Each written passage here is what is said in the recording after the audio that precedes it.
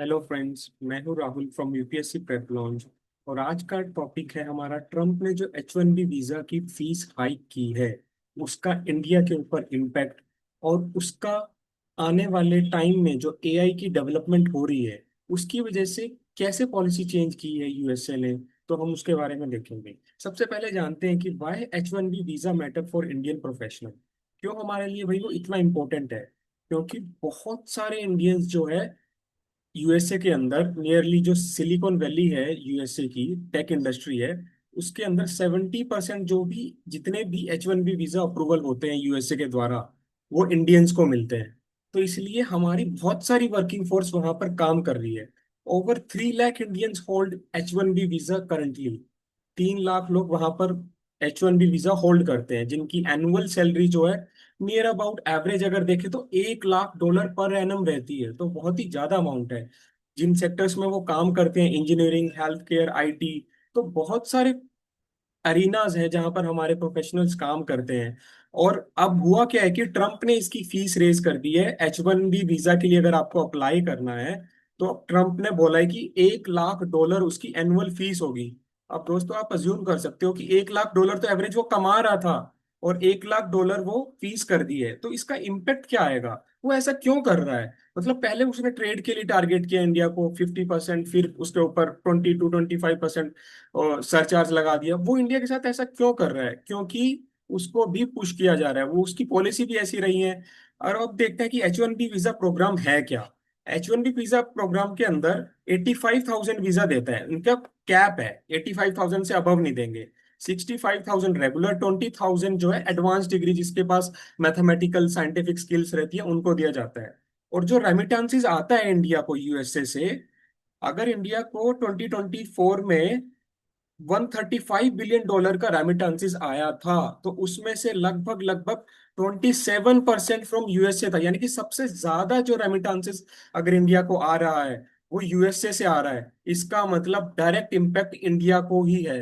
अगर वो H1B fees $1 lakh करता है तो वो सीधा इंडिया को टारगेट किया जा रहा है। Employ sponsorship, USA employers must demonstrate need for specialised skills and pay prevailing wages. अगर अगर वो फीस हाइक करेंगे तो यूएसए के जो एम्प्लॉयर्स हैं उनको भी at the end of the day वो एडजस्ट करना पड़ेगा हायर प्राइसेस। और जो 6 ईयर ड्यूरेशन रहता है परमानेंट रेजिडेंसी के लिए, अगर आपके पास H1B वीजा आ जाता है तो 3 ईयर टर्म्स के लिए आपको इनिशियल H1B वीजा दिया जाता है। उसको आपको एनुअली रिन्यूअल करवाना होता है, और वो once in a while renew होता है। और फिर 6 ईयर्स के बाद जो है परमानेंट रेजिडेंसी के लिए अप्लाई कर सकते हो। तो ये यूएसए की पॉलिसी हमने जानी। अब हम देखते हैं कि ट्रम्प की जो पॉलिटिकल पॉलिसी रही है, ट्रम्प इलेक्ट हुए, ठीक है, इस साल इलेक्ट हुए हैं। इन्होंने भी जैसे हमारा मेक इन इंडिया था कि आओ और इंडिया में बनाओ, उसी तरह ट्रम्प का था अमेरिका फर्स्ट। अमेरिका फर्स्ट उनकी इलेक्टोरल स्ट्रेटेजी रही है। उसके अंदर वो एंटी इमिग्रेशन रिटोरिक रखते हैं कि भाई मुस्लिम देशों से या फिर वहां से किसी को नहीं बुलाना है, और स्किल्ड वेजेस भी नहीं चाहिए हमें, हर तरफ से ट्रेड बैरियर, वो सब इनकी इलेक्टोरल स्ट्रेटेजी रही है, ताकि एंटी इमिग्रेशन पॉलिसी को वो पुश कर सके, ताकि वो उनको इम्प्रेस कर सके। जो उनकी कंस्टिट्यूएंसी है, जो उनकी कोर कॉन्स्टिट्यूएंसी है, जैसे हमारे यहाँ वोटिंग मिलती है पॉलिटिकल पार्टीज को, उसी तरह उनको भी वहां पर इसी तरह से वोटिंग मिलता है। अगर वो अपनी कोर कॉन्स्टिट्यूएंसी को इम्प्रेस करना चाहते हैं तो इनको ये कार्ड खेलना ही पड़ता है। और इकोनॉमिक नेशनलिज्म जो ट्रम्प के आने से, देखो बहुत सारे कंट्रीज में इकोनॉमिक नेशनलिज्म देखने को मिल रहा है, स्पेशली आफ्टर कोविड-19। इंडिया भी इकोनॉमिक नेशनलिज्म की तरफ जा रहा है, बहुत सारे कंट्रीज इकोनॉमिक नेशनलिज्म की तरफ जा रहा है। तो यूएसए भी उस तरफ, उस डायरेक्शन में जा रहा है।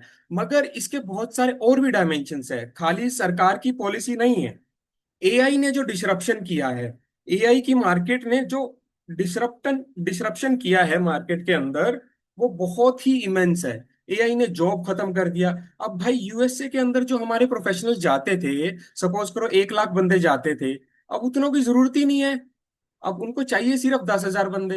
वो 1 लाख क्यों लेंगे? क्योंकि एआई ऑटोमेट कर रहा है, जो ऑटोमेट हो गई है, इंक्रीजिंगली हैंडलिंग रूटीन कोडिंग। जो कोडिंग की वर्क था, डाटा एनालिसिस की जॉब था, तो वो सारे टेक्निकल सपोर्ट था, वो एआई हैंडल कर रहा है।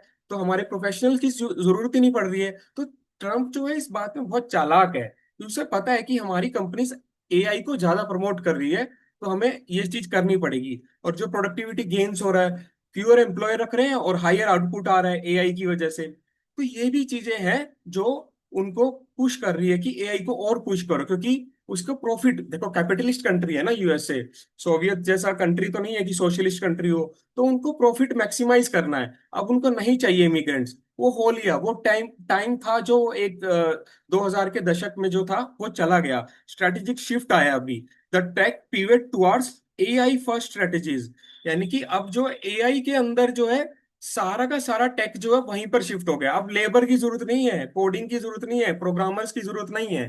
तो बहुत ही सारा सिनेरियो चेंज हो गया है। तो रिड्यूस H1B डिमांड का कारण क्या है? एक तो एंटी इमिग्रेशन पॉलिसी ट्रम्प कारण है, मगर एआई भी बहुत बड़ा कारण है। तो इन दोनों का मिला जुला एक कारण बनता है कि H1B डिमांड का कम होना। और उसके इम्पेक्ट क्या दे होते हैं इंडिया के ऊपर? इंडिया के ऊपर देखो ना दोस्तों, मल्टीपल चैलेंजेस इंडिया को फेस करने पड़ेंगे आने वाले टाइम में। बिकॉज आपने देखा कि 27% हिस्सा जो है रेमिटांसेस का यूएसए से आता था। सीधा सीधा अब टारगेट हुआ इंडियंस। अब हमारे यहाँ जॉब प्रेशर बढ़ेगा, हमारे यहाँ इकोनॉमी में प्रेशर आएगा, सरकार के ऊपर प्रेशर बढ़ेगा, क्राइसिस देखने को मिलेगा। तो इंडिया की पॉपुलेशन बहुत ज्यादा है, तो हमारे ऊपर फाइनेंशियल बर्डन आएगा। जो कंपनीज थी जो अपने एम्प्लॉयज को वहां भेजती थी यूएसए में, अब उनको और ज्यादा करना पड़ेगा, कॉम्पिटिटिवनेस ज्यादा बढ़ जाएगा यूएसए की मार्केट में। यूएसए की मार्केट में एंटर करना मुश्किल हो जाएगा हमारे लिए, ऑलरेडी ट्रेड का बैरियर भी आ गया है। और रीस्किलिंग करना होगा हमें हमारे एम्प्लॉयज को। पहले ही हमारी जो स्टैक है, स्किल इंडिया स्टैक की रिपोर्ट कहती है कि हम नहीं है स्किल, 10% भी नहीं है जो बंदे बीटेक पास आउट कर रहे हैं और उनको जॉब मिल रही हो। तो हमें उनको रीस्किल करना होगा, और वो भी एआई की complementary skills like machine learning, data science. AI ethics भी सिखाना होगा, ये नहीं है कि खाली स्किल्स दे दिया। एआई एथिक्स बहुत जरूरी है। अगर आपने एथिकली यूज नहीं किया एआई का तो डिस्ट्रक्शन हो सकता है। Shrinking job opportunities, reduce H1B demand combined with policy barrier creates fewer pathway for Indian talent to access the American market। तो ये बहुत ज्यादा इम्पेक्ट करने वाला है इंडिया को। ट्रेड भी बैरियर हो गया। और अगर हम फ्यूचर का नेविगेशन देखें एआई एरा के अंदर, शॉर्ट टर्म इम्प्लीकेशन तो देखो ये है कि फीस बढ़ गई है, यूएसए ने बढ़ा दिया है। एआई का एडॉप्शन हमें करना ही पड़ेगा, एक्सिलरेट करना पड़ेगा एआई के एडॉप्शन को। और इंडिया की कंपनीज को शॉर्ट शॉर्ट शॉर्ट टर्म के लिए दूसरी मार्केट एक्सप्लोर करनी पड़ेगी, यूरोप की मार्केट, अफ्रीकन मार्केट, ठीक है, कॉन्टिनेंटल मार्केट, वो सारी एक्सप्लोर करनी पड़ेगी पहले। यूरोप यूरोप में भी बहुत सारे बैरियर है एआई की वजह से ही। और लॉन्ग टर्म ट्रेंड्स क्या देखने को मिलेंगे दोस्तों हमें 2027-30 के लिए? Emergence of AI human collaborative work models हमें बनाने पड़ेंगे, कि एआई और ह्यूमन दोनों कोलैबोरेट करके वर्क मॉडल्स बनाएं और काम करें, ताकि फ्यूचरिस्टिक टेक्नोलॉजी पे हम काम किया जा सके। Potential policy recalibration based on economic needs, जो हमारी इकोनॉमी नीड्स है, जो हमारी कंपनियां की नीड्स है, इंडियन इकोनॉमी की नीड्स है, उस पॉलिसी को उसी तरह रिकैलिब्रेट किया जाए। Evolution of US India strategic partnership, हमें पीपल टू पीपल कनेक्ट बढ़ाना होगा, ताकि यूएसए का जो रवैया रहा है इंडिया के साथ वो बदला जा सके। वरना ये जो इमिग्रेशन पॉलिसी है और ये टेक्नोलॉजिकल डिसरप्शन आया है, इसने पूरी ग्लोबल मार्केट को रीशेप कर दिया है। तो हमारे इस लेक्चर से क्या क्या की टेक अवेज हैं?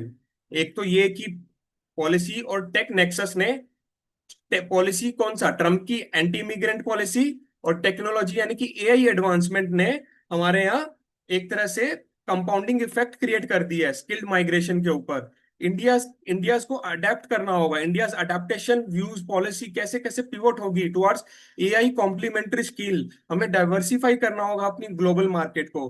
फ्यूचर अनसर्टेनिटी है भाई, हमें नहीं पता कि फ्यूचर कैसे पॉलिसी शेप आउट होगी, पॉलिसी कैसे रिवर्स कर रहा है ट्रम्प, पहले जो करी थी, पहले जो बाइडन के टाइम पे जो हमने एग्रीमेंट साइन किए थे वो, और वो ट्रम्प ने रिवर्स कर दिए। और हमें टेक्नोलॉजी का भी नहीं पता कि टेक्नोलॉजी किस डायरेक्शन में जाएगी। तो ये हमारे की टेकअवेज थे।